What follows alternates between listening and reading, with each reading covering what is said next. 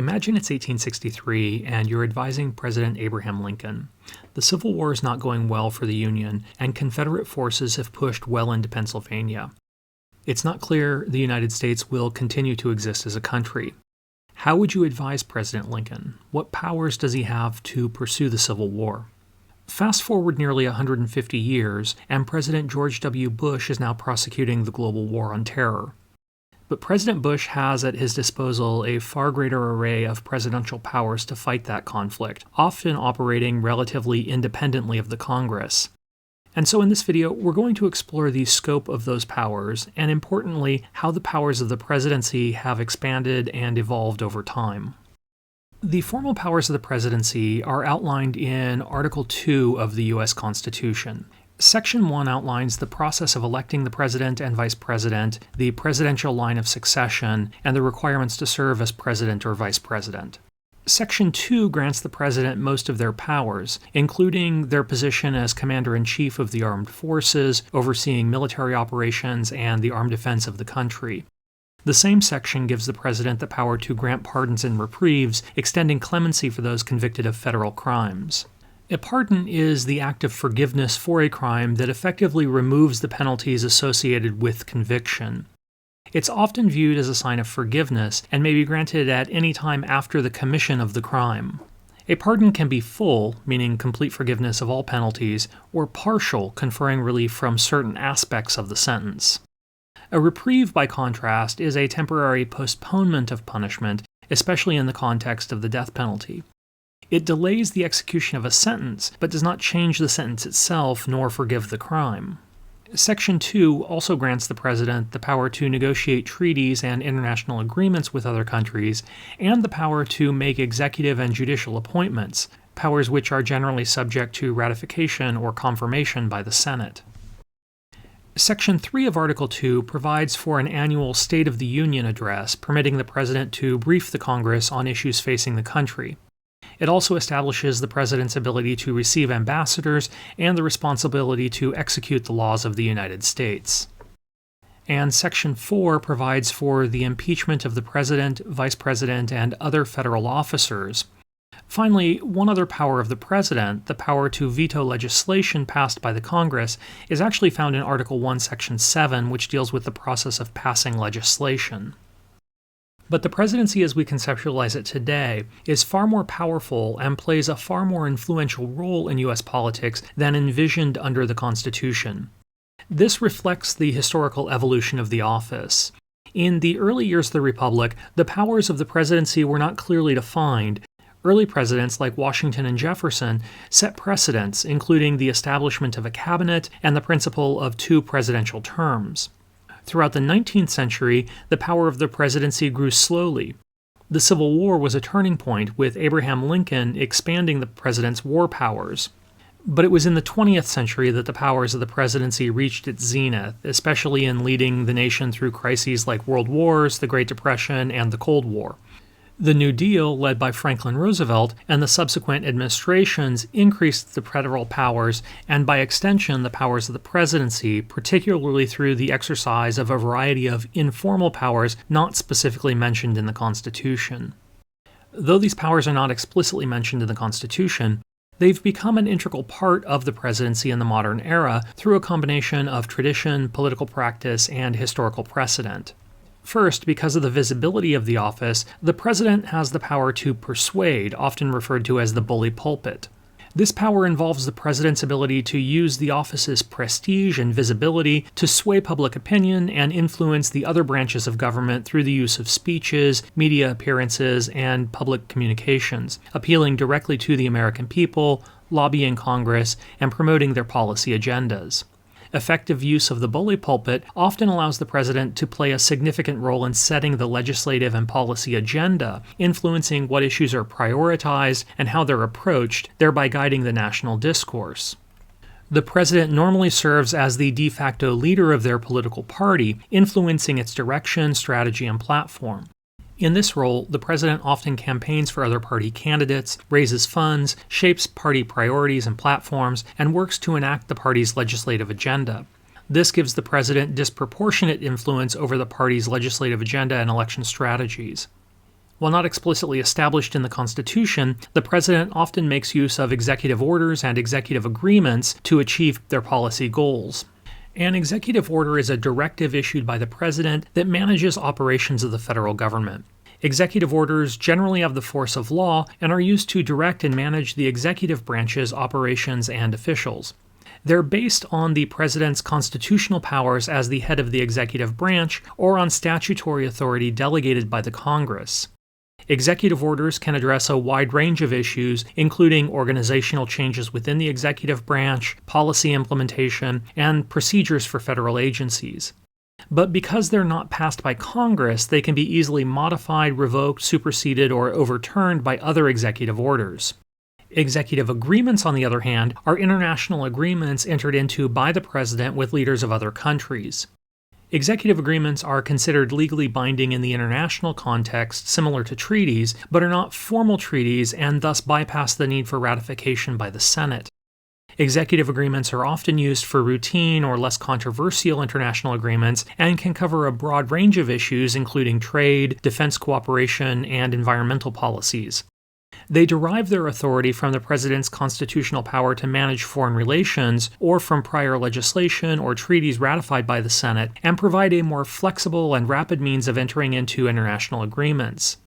But like executive orders, because they're not ratified by the Senate, executive agreements cannot override existing U.S. law and can be ended or overturned by declaration of subsequent administrations. The increasing reliance on executive orders can be seen in this chart, which shows the average number of executive orders issued each year by a given president. In the early years of the Republic, presidents made infrequent use of the power, issuing on average less than one executive order per year while in office. Washington, for example, issued just 8 executive orders, one proclaiming U.S. neutrality in the wars between Britain and France, one declaring a National Day of Thanks, a precursor to the modern Thanksgiving holiday, and 6 others issued instructions to the heads of the various federal agencies. The number of executive orders gradually increased in the early part of the 19th century as presidents began to make more extensive use of the power. But the use of executive orders skyrocketed under Theodore Roosevelt and his successors, marking a dramatic expansion in the powers of the office.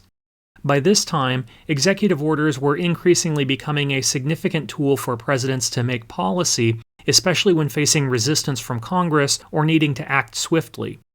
They covered a wide range of issues from domestic policy, such as New Deal programs, to significant wartime measures like mobilization of resources, internment of enemy aliens, and implementation of other war-related measures.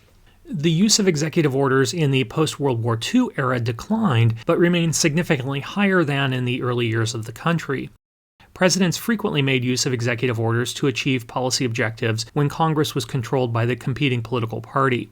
President Obama's establishment of the Deferred Action for Childhood Arrivals, or DACA program, which protected eligible immigrant youth who came to the United States when they were children from deportation, President Trump's travel ban, which suspended entry to the United States for citizens of several predominantly Muslim countries, and President Biden's decision to suspend permitting for the Keystone XL pipeline projects are all examples of such executive actions. A similar increase can be seen in the use of executive agreements. According to data from the Congressional Research Service, prior to World War II, the U.S. Senate had ratified 800 treaties, while presidents had made about 1,200 executive agreements. But between 1940 and 1989, presidents signed nearly 800 treaties, but negotiated more than 13,000 executive agreements. And like the use of executive orders, executive agreements have been used to achieve policy objectives outside of congressional action. Examples of this include a variety of mutual defense agreements and security pacts with countries including South Korea, Japan, and the Philippines, as well as others, trade agreements like the North American Free Trade Agreement, the General Agreement on Trade and Tariffs, or the World Trade Organization, arms control agreements like the Strategic Arm Limitation Talks with the Soviet Union and the Joint Comprehensive Plan of Action with Iran, environmental agreements like Kyoto Protocol and Paris Climate Accords, and so on. Presidents have also increasingly made use of signing statements, which are essentially presidential declarations issued when signing a bill to provide written commentary or interpretation of the specific provisions of the law. While these are often ceremonial or rhetorical statements used to praise the legislation or make broad policy statements, increasingly presidents have used such signing statements to make more substantive legal or policy interpretations that affect how the legislation is implemented, sometimes even transforming the legislation itself. A good example of this occurred in 2005 when President George W. Bush signed the Detainee Treatment Act. The act, which was part of a larger defense appropriations bill, aimed to set standards for the treatment of detainees captured during the global war on terror, specifically prohibiting cruel, inhumane, or degrading treatment of individuals in U.S. custody. But when signing the bill into law, President Bush issued a signing statement declaring that he would interpret the act's restrictions in the context of his constitutional authority as Commander-in-Chief, and as such, asserted he maintained the authority to waive the restrictions imposed by the act if adherence to the law would limit his capacity to conduct the war effectively, despite the fact that such a provision was not actually part of the bill he signed into law. The use of signing statements dramatically increased under the Reagan administration, and both Republican and Democratic presidents have made extensive use of substantive signing statements since then. While their use remains controversial, the courts have not yet ruled on their constitutionality. The president is often expected to act as the nation's chief in times of crisis, whether these are natural disasters, terrorist attacks, economic downturns, or public health emergencies. Domestically, this often involves coordinating federal response, managing resources, and providing leadership and reassurance to the public. Internationally, it often involves the deployment of U.S. forces abroad, drawing on the president's role as commander-in-chief. And finally, the president serves as the symbolic figurehead of the United States, embodying American values and ideals. The president can unify the country and represent American interests and values both domestically and internationally. While this role is more ceremonial and symbolic than constitutional, it nevertheless serves as an important power of the presidency. The growing power of the U.S. presidency over time is the result of various historical, legal, political, and societal factors. First, national emergencies and global crises have historically tended to lead to an expansion of executive power. Presidents are often granted more latitude to act swiftly and decisively in crisis situations, and even after the crisis that led to the consolidation of power has waned, power has tended to remain concentrated in the hands of the president. Congress has also tended to be increasingly deferential to the president, often passing laws that grant the executive branch broad authority to enact and manage various programs, especially in areas like national security, environmental regulation, and healthcare. Through a variety of rulings, the Supreme Court has expanded or affirmed the powers of the presidency, especially regarding foreign policy, national security, and executive privilege. Changes in communication and media have allowed the president to speak directly to the public, garnering support for their policies and exerting pressure on other branches of government, essentially amplifying presidential influence over public opinion and the political agenda. At the same time, the growth of the federal bureaucracy and the complex nature of modern governance have necessitated increased executive management and rulemaking authority, increasing the power of the executive branch. Finally, the public often looks to the president for leadership on a wide variety of issues, expecting quick and effective responses to national problems. This expectation can pressure all branches of government to concede more authority to the executive, especially during crises or periods of change. But even as the powers of the presidency have expanded over time, there remain some important limits on the ability of the president to engage in unilateral or unrestrained action. First, while the Congress has been increasingly deferential to the president, it nevertheless retains a number of important checks on executive powers. Congress has the power of the purse and must authorize budgets for executive initiatives. It can pass, amend, or repeal laws that limit or redefine presidential powers. Through its power of advice and consent, the Senate has the power to confirm or reject presidential appointments to the cabinet, judiciary, and other federal offices, as well as to ratify treaties. Congress engages in oversight of the executive branch, and perhaps its most powerful, though least frequently used tool, allows Congress to impeach and remove the president and other federal officials from office. The courts also have the power of judicial review, empowering them to review the constitutionality of presidential actions or executive orders and ruling them unconstitutional through that power. Federalism serves as a check on the power of the president. The federal system gives states their own rights and powers, which operate independently and autonomously from the federal government. State governments can and often do challenge federal executive actions, especially if they believe such actions infringe on their rights or exceed federal authority. In its capacity as a watchdog, the media serves as an important check on the exercise of executive power, investigating, criticizing, and exposing presidential actions and influencing public opinion. The president is ultimately accountable to the voters and can be limited by the need to maintain public approval and to win re-election or support their party. The opposition party, or even opposition factions within the president's own party in Congress, can block or hinder the president's agenda, especially if it controls one or both houses. And finally, while the president heads the federal bureaucracy, the bureaucracy itself sometimes acts as a check on executive power. Even after deciding on a policy, the president relies on federal agencies to implement it. These agencies may have their own procedures and priorities and understandings of the policy, which can slow down or alter policy implementation. And individuals within the government can expose unlawful or unethical actions by the executive branch, sometimes leading to public and legal scrutiny.